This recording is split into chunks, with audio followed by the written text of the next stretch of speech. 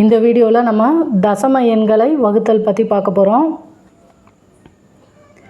ஏற்கனவே தசம எண்களின் கூட்டலும் கழித்தலும் அடுத்து தசம எண்களின் பெருக்கல் பார்த்துருக்கோம். வீடியோ பார்க்கணுன்னு நினைக்கிறவங்க போய் பார்த்துக்கோங்க. எடுத்துக்காட்டு சம் பாருங்கள். 6.3 வகுத்தல் 3. இதை எப்படி எழுதுவோம்? 6.3/3 எழுதுமா? இப்போ 3ஆல் அடிக்கணும். 1 3 3 2 3 6 புள்ளி இருக்குது, புள்ளி வச்சுருவோம். 1 3 3. அப்போ மதிப்பு வந்து 2.1ன்னு கிடைக்கும். அடுத்து பாருங்கள்,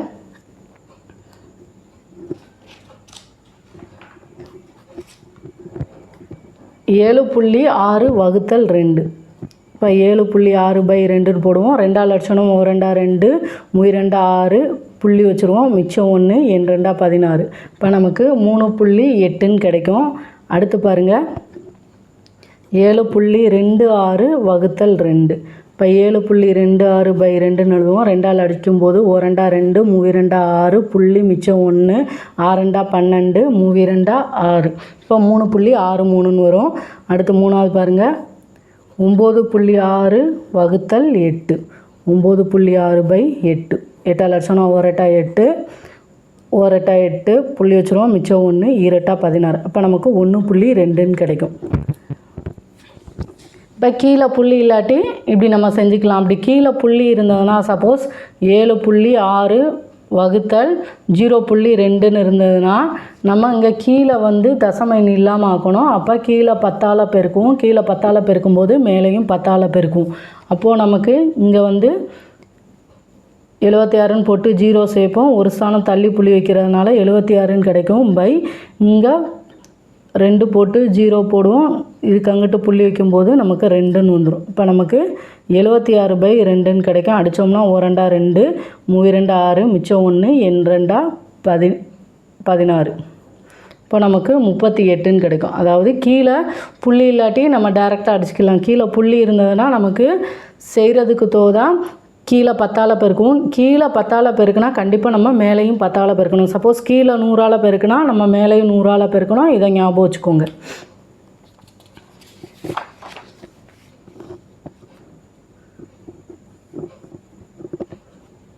அடுத்த சம் பாருங்கள்.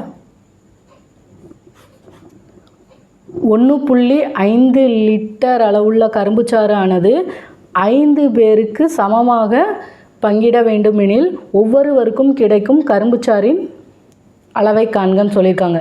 இப்போது 1.5 லிட்டர் வந்து 5 பேர் கொடுக்காங்க. ஒருத்தங்களுக்கு கண்டுபிடிக்கணும்னா நம்ம வைப்போம் 1.5/5. இப்போ அடித்தோம்னா 1 5 5 இங்கே 1 போகாது. அப்போங்கும்போது இந்த புள்ளியை வச்சுட்டு இந்த 1 இங்கே போகும்போது 3 5 15ன்னு கிடைக்கும். அப்போது 0.3 லிட்டர்.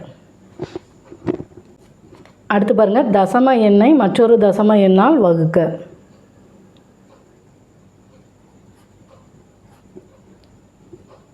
15.5 வகுத்தல் 0.5. அதாவது 15.5/0.5ன்னு எழுதுவோமா? இப்போ கீழே தசம எண்ணை எடுக்கணும்னா 10ஆல் பெருக்குவோம். இப்போ மேலேயும் 10ஆல் பெருக்குவோம்.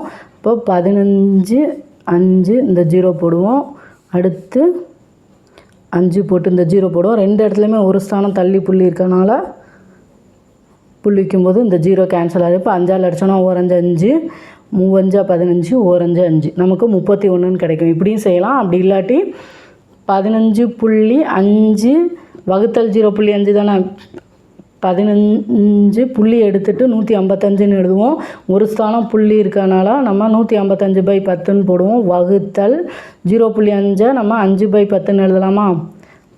அடுத்து பாருங்கள், வகுத்தலாக பெருக்கலாக மாற்றும்போது இதை தலைகீழே எழுதுவோம். 155/10 பெருக்கல் 10/5. இந்த 10 இந்த 10 கேன்சல் ஆகிடும். 5ஆல் அடித்தோம்னா 1 5 5 3 5 15 1 5 5.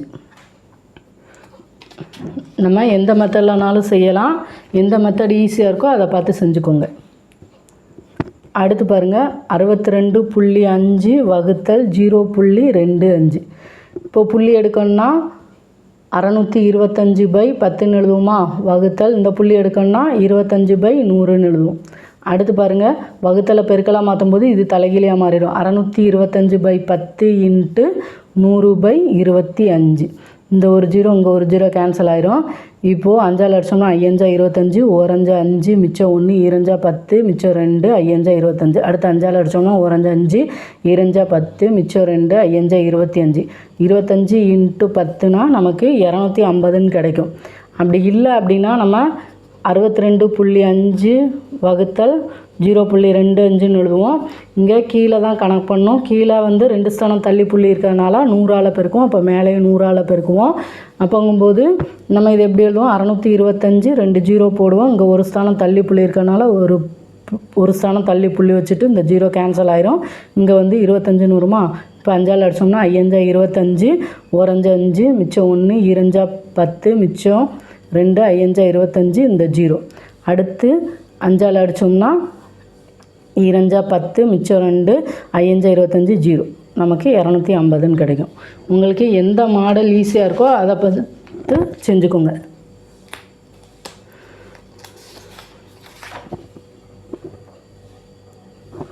அடுத்து பாருங்கள், 2.25 வகுத்தல் 0.9. இப்போ இதை எப்படி எழுதுவோம்? 2.25 வகுத்தல் 0.9.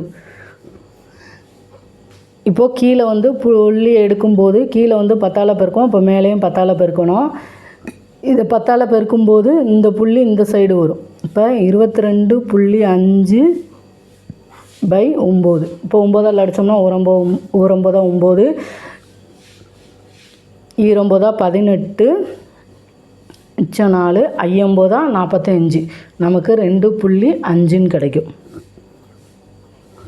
அடுத்து பாருங்கள், ஒரு மகிழுந்து 0.21 மணி நேரத்தில் 16.8 கிலோமீட்டர் தூரத்தை கடக்கிறது எனில் 1 மணி நேரத்தில் அது கடக்கும் தூரம் எவ்வளவுன்னு கேட்டிருக்காங்க. இப்போ 1 மணி நேரத்துக்கு கண்டுபிடிக்கணும்னா நம்ம 16.8 பை 0.21 எழுதுவோமா?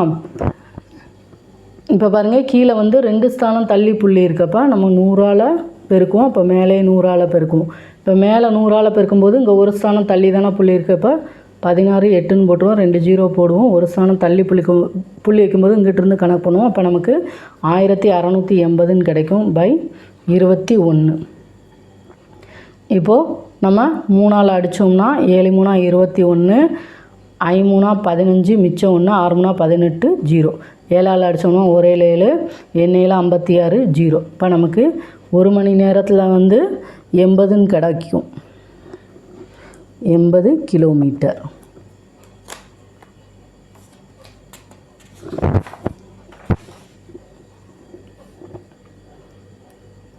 அடுத்து பாருங்கள்,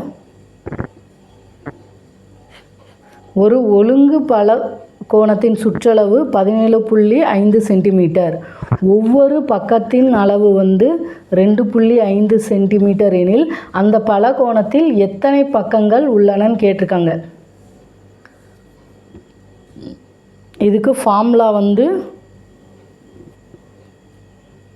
சுற்றளவு பை ஒரு பக்கத்தின் அளவு. சுற்றளவு என்ன கொடுத்துருக்காங்க நமக்கு? 17.5 பை ஒரு பக்கத்தின் அளவுனா 2.5 இன்ட்டு 10ஆல் பெருக்குவோமா? ஏன்னா கீழே வந்து ஒரு ஸ்தானம் தள்ளி புள்ளி இருக்கனா கீழே 10ஆல் பெருக்கும்போது மேலேயும் 10ஆல் பெருக்குவோம். அப்போ நமக்கு 175 பை 25 கிடைக்கும். 5ஆல் அடித்தோம்னா 5 25, 3 15, மிச்சம் 2, 5 25, 5ஆல் அடித்தோம்னா 1 5, 7 35. அப்போ நமக்கு மதிப்பு வந்து 7ன்னு கிடைக்கும். சம்மெல்லாம் ஒரு தடவைக்கு 2 3 தடவை செஞ்சு பாருங்கள். அப்போ தான் ஈஸியாக இருக்கும்.